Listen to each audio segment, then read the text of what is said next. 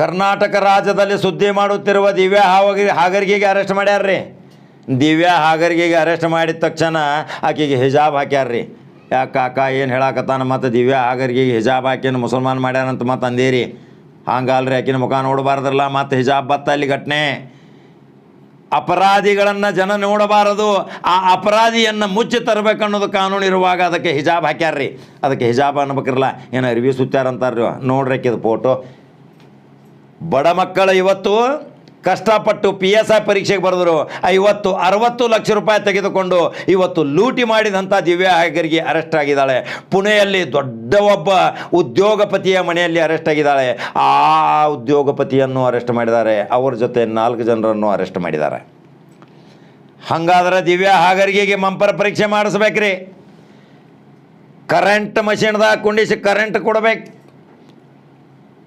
ಪೊಲೀಸರ ಯಾವ ತಂತ್ರಗಳಿದಾವೆ ಅವನ್ನೆಲ್ಲ ಪ್ರಯೋಗ ಮಾಡಿದ್ರೆ ಈಕೆಗೆ ಇಮಾನ ಹಚ್ಚಿಸಿದ್ರೆ ಯಾರ್ಯಾರ ಮಂತ್ರಿಗಳು, ಶಾಸಕರ, ದೊಡ್ಡ ದೊಡ್ಡ ಅಧಿಕಾರಿಗಳು ಅದಾರ ತನ್ನ ಬಾಯಲೇನ ಹೇಳ್ತಾಳ್ರಿ. ಸುಳ್ಳು ಯಂತ್ರ ಪ್ರಯತ್ನ ಮಾಡ್ಬೇಕು, ಸುಳ್ಳು ಯಂತ್ರದಲ್ಲಿ ಕೂಡಿಸ್ಬೇಕು. ಸುಳ್ಳು ಯಂತ್ರ ಪತ್ತೆ ಮಾಡೋದು CBIದಲ್ಲಿ ಐತಿ. CID ಅವರ ಮನಸ್ಸು ಪಟ್ಟರೆ ಅದನ್ನು ತರ್ಬೋದು. ಆದರೆ ಕರ್ನಾಟಕದ CID ಅಧಿಕಾರಿಗಳಿಗೆ ಇವತ್ತು ಮೆಚ್ಚುಗೆ ವ್ಯಕ್ತಪಡಿಸಬೇಕು. CID ಇನ್ನೂ ಸ್ಟ್ರಾಂಗ್ ಐತಿ. ACB ಹಾಳಾಗೈತಿ. ಲೋಕಾಯುಕ್ತ ಹಾವಿಲ್ಲದ ವಿಷವಿಲ್ಲದ ಹಲ್ಲಿಲ್ಲದ ಹಾವಾಗೈತಿ. ಆದ್ರೆ ಇವತ್ತು CIDದವ್ರನ್ನ ನಾವು ಮೆಚ್ಚುಗೆ ವ್ಯಕ್ತಪಡಿಸಬೇಕು.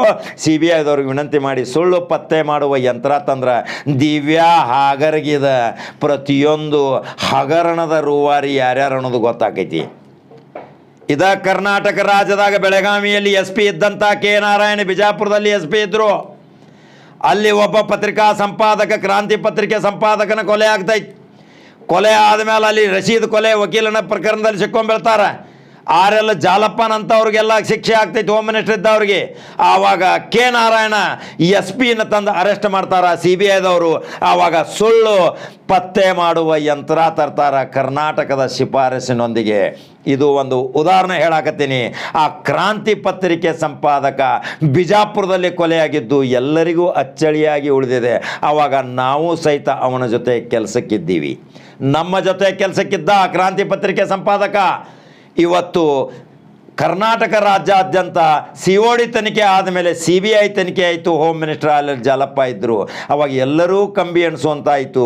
ಆವಾಗ ಸುಳ್ಳು ಪತ್ತೆ ಯಂತ್ರ ತಂದಿದ್ರು ದೆಹಲಿದಿಂದ. ಈಗ ದಿವ್ಯಾ ಹಾಗರ್ಗಿಗೆ ಅದನ್ನು ತಂದು ಕುಂಡಿಸಿರಂದ್ರೆ ಅದು ತಂದ ಮಷೀನ್ ಮೇಲೆ ಕೂತ ತಕ್ಷಣ ತನ್ನಷ್ಟಕ್ಕೆ ತಾನೇ ಹೇಳ್ತೈತಿ. ಮಂಪರ್ ಪರೀಕ್ಷೆ ಮಾಡಿದ್ರೆ ತನ್ನಷ್ಟಕ್ಕೆ ತಾನೇ ಹೇಳ್ತೈತಿ. ಈಕೆ ಏನೂ ಮುಚ್ಕೊಂಡಿದ್ರು ಹೊಟ್ಟೆಯಾಗಿಂದ ಹೊರಗೆ ಬರ್ತೈತಿ. ಈ ಪ್ರಯೋಗಗಳನ್ನ ಮಾಡಿದ್ರೆ ಇತರಾಗ ಕರ್ನಾಟಕ ರಾಜ್ಯದ ಈಗಿನ ಹಾಲಿ ಮಂತ್ರಿಗಳು, ಶಾಸಕರ, ಉನ್ನತ ಅಧಿಕಾರಿಗಳು, ಯಾವುದೇ ಪಕ್ಷದವ್ರು ಇರಲಿ ಎಲ್ಲರನ್ನೂ ಜೈಲಿಗೆ ಕಟ್ಟಬೇಕು ಅನ್ನೋದರ ಈ ಕಾಕ ಕಡಕಾಗಿ ಹೇಳ್ಯಾನ. ಯಾಕೆ ಕಷ್ಟಪಟ್ಟಪ್ಪ PSI ಆಗ್ಬೇಕಂತ ಕನಸ್ಕೊಂಡಿದ್ರು. ಹೊಟ್ಟಿಗೆ ಕೂಳಿಲ್ದ ರಾತ್ರಿಗಳು ಅಭ್ಯಾಸ ಮಾಡಿ ಪಾಸ್ ಆಗಿದ್ರು. ಅವ್ರದ್ದೇನೋ ಭವಿಷ್ಯ ಏನು ನಿರ್ಣಯ ತೊಗೋತೀರಿ? 50-60 ಲಕ್ಷ ರೂಪಾಯಿದು ಒಂದೊಂದು ಹರಾಜು ಮಾಡ್ಯಾರ ಹಿಂಗೆ. ಅದರ ಸಲುವಾಗಿ ದಿವ್ಯಾ ಹಾಗರ್ಗಿನ ಹಂಗೆ ಬಿಡಬಾರ್ದು.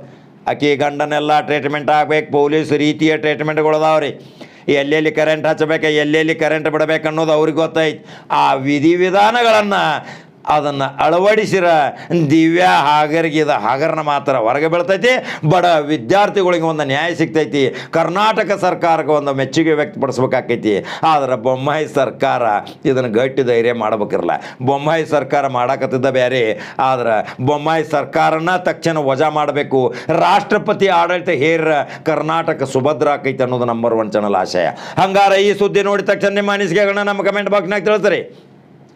ದಿವ್ಯಾ ಹಾಗರ್ಗಿಗೆ ಯಾವ ಶಿಕ್ಷೆ ಕೊಡ್ಬೇಕ್ರಿ ಅದನ್ನು ನಮಗೆ ತಿಳಿಸ್ರಿ. ನಂಬರ್ 1 ಚಾನಲ್ ಫಾಲೋ ಮಾಡಿರಿ, ಲೈಕ್ ಮಾಡಿರಿ, ಶೇರ್ ಮಾಡಿರಿ. ಮತ್ತೆ ಬೇರೆ ಸುದ್ದಿ ಹೋಗಿ ಬರ್ರಿಪ್ಪ. ನಮಸ್ಕಾರ.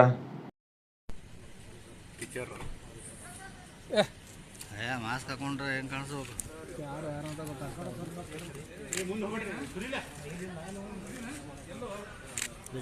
ಕಂಟಿನ್ಯೂ